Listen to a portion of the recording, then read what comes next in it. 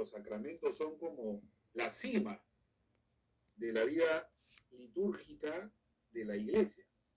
Ojo que no solo la vida litúrgica se reduce a los sacramentos, pero los sacramentos son como los momentos estelares, ¿no? Son como la cima, por eso digo, como la cúspide. Bueno, todos los sacramentos, evidentemente también la Eucaristía, están compuestos de estos dos elementos que son constitutivos. La liturgia de la palabra y la liturgia de la Eucaristía, en el caso de la misa, la liturgia de la palabra y la liturgia del sacramento, en el caso de los otros sacramentos. La Iglesia nos enseña que todos los sacramentos deben tener estas dos partes constitutivas. Porque la liturgia de la palabra, que está centrada sobre la palabra de Dios, nos ilumina, abre nuestra mente para que nosotros podamos preparar nuestro corazón a experimentar la salvación de Dios. Pasa algo parecido a lo que pasó con los discípulos en el camino de Maús. Recordemos el pasaje, los discípulos están desconcertados, dos están volviendo a este pueblito de Maús, quizá frustrados, quizá desesperanzados, quizá diciendo, bueno, todo fue una ilusión, a Jesús lo mataron y listo, ya no hay nada que hacer, ¿no? Y de pronto nos dice el Evangelio que se presenta a Jesús y empieza a hablarles, dice, de todas las cosas que se referían a él en la Sagrada Escritura y en los Salmos, ¿no? Y después, cuando llegan al villorio de Maús, dice, lo invitan a pasar y él, haciendo la fracción del pan, descubren que es el Señor que ha resucitado. Miren que en este sencillo pasaje post-pascual que nos cuenta San Lucas, se ve la dinámica de todo sacramento. La primera parte, Jesús ha hecho arder sus corazones, como ellos mismos después lo manifiestan. ¿No ardía nuestro corazón cuando nos hablaba por el camino? Esa es como la introducción. La palabra nos introduce en el misterio, para después, en la Eucaristía, en la fracción del pan, como la llama San Lucas, encontrar plenamente el misterio del Señor resucitado. Esta dinámica, podríamos decir, es la dinámica que la Iglesia presenta para todos los sacramentos. Para el bautismo, para la confirmación. Quizá alguno esté pensando y diga, todos los sacramentos, Padre, todos los sacramentos que se celebran, por ejemplo, dentro de la misa, ¿sí? Los sacramentos que se suelen celebrar dentro de la misa, por ejemplo, en nuestra realidad son la confirmación, el matrimonio, la ordenación sacerdotal y los otros sacramentos, Padre. Por ejemplo, la unción de los enfermos, ¿tiene también una liturgia la palabra? La respuesta es sí. Si nosotros tomamos el ritual de la unción de los enfermos, vamos a ver que sí. Uno incluso más perspicaz podría decir, y en la confesión, ¿dónde está la liturgia de la palabra? A ver, efectivamente, cuando nosotros nos confesamos, y en ese sentido tenemos más responsabilidad los sacerdotes que los fieles, nos olvidamos muchas veces de hacer un pequeño recuerdo, una pequeña proclamación de la palabra de Dios. Si nosotros tomamos el ritual del sacramento de la penitencia, nos va a decir que efectivamente cuando el fiel se acerca después del saludo, el sacerdote tiene que invocar por lo menos un texto bíblico, porque dice el ritual con mucha sabiduría, porque lo que mueve el corazón a la penitencia y al arrepentimiento es la palabra de Dios. Después se debe pasar ya propiamente a la liturgia del sacramento. Entonces, miren, todos los sacramentos tienen la liturgia de la palabra y la liturgia de la Eucaristía. En el caso de la misa, el catecismo y el concilio son más enfáticos, nos dicen. La liturgia de la palabra y la liturgia de la Eucaristía son un único momento de culto.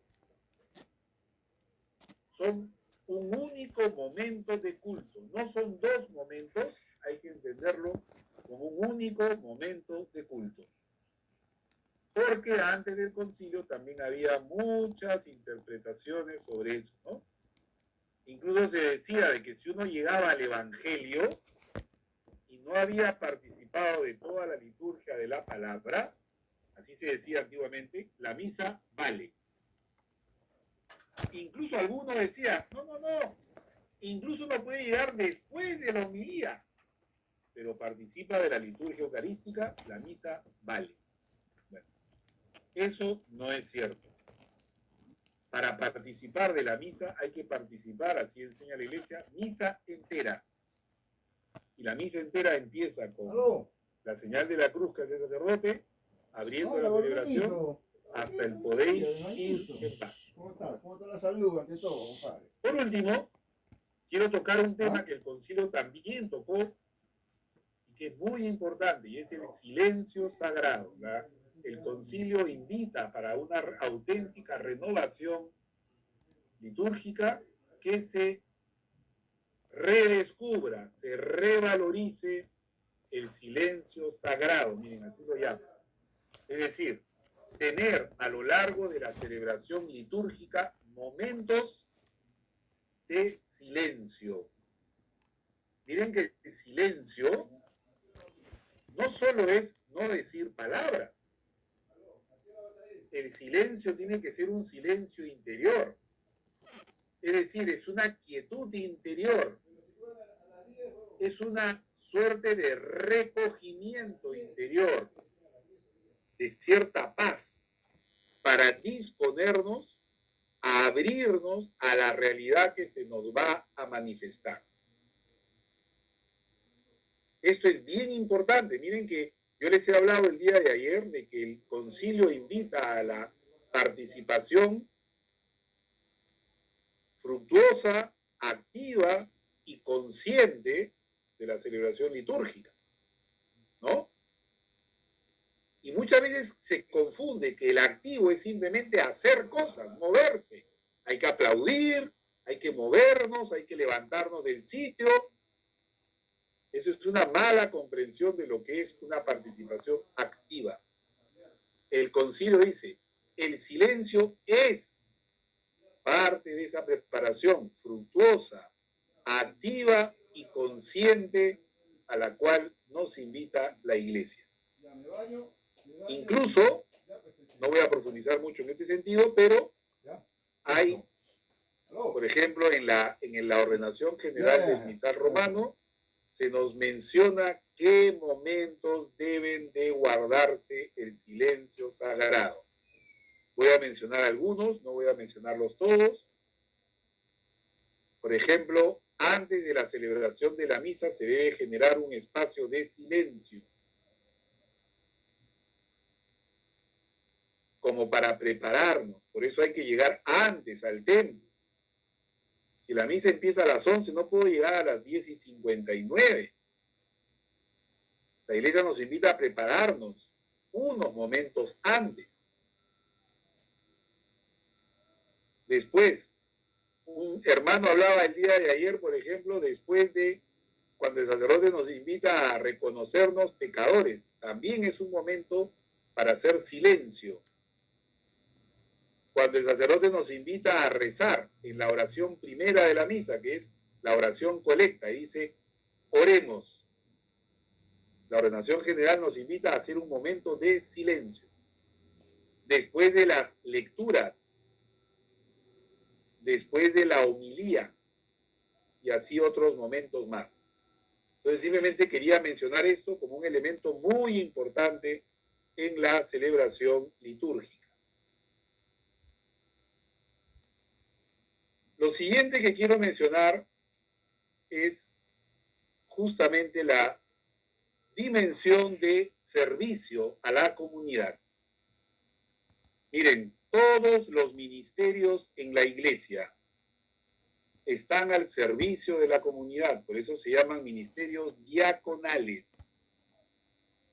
La misma palabra ministerio viene justamente de la expresión griega diácono o diaconía, que se tradujo al latín como ministerio. Todo ministerio en la iglesia está al servicio de los demás. Desde los ministerios ordenados, es decir, el sacramento del orden, en sus 3 grados, el primero el diaconado, el segundo el presbiterado y el tercero el episcopado, están al servicio de la comunidad. Esto es un elemento que tampoco nunca podemos perder de vista. Miren que el catecismo de la iglesia, a la hora de ordenar los sacramentos, dice una cosa, ordena los sacramentos de una manera muy interesante. Primero dice, son los sacramentos de la iniciación, bautismo, confirmación y Eucaristía. Así lo llama, los sacramentos de la iniciación cristiana. Después dice, son los sacramentos de sanación, que son la penitencia y la unción de los enfermos. Y después dice, los sacramentos al servicio de la comunidad, el sacramento del orden y el matrimonio. Entonces, miren, el título de nuestro curso, que es justamente el lector y los acólitos, ministerios al servicio de la comunidad, es una realidad que se hace presente en toda la iglesia y específicamente en todos los ministerios de la liturgia. Todos los ministerios son para servir a los demás y para servir al más importante de todos, que es el Señor con quien nos encontramos en la celebración litúrgica. Me he permitido, ustedes ven ahí en la diapositiva, poner algunos de los ministerios laicales que aparecen o que pueden estar presentes en una celebración litúrgica. El lector, el cantor, el salmista, el acólito, el monitor, el acomodador, el sacristán, el músico, los que forman parte del coro, el maestro de ceremonias, el monaguillo. Estos son algunos de los ministerios que se podrían establecer en nuestras parroquias y en nuestras comunidades. Miren qué distinguido entre el cantor y el monitor, porque si bien muchas veces se identifican en una sola persona, no tienen la misma función. El monitor, como su raíz latina lo indica, monitum, significa avisar, alertar. El monitor es el que nos va alentando, el que nos va avisando el ritmo de la celebración, el que nos da indicaciones. Ahora nos ponemos todos de pie. Ahora el sacerdote va a asperjarnos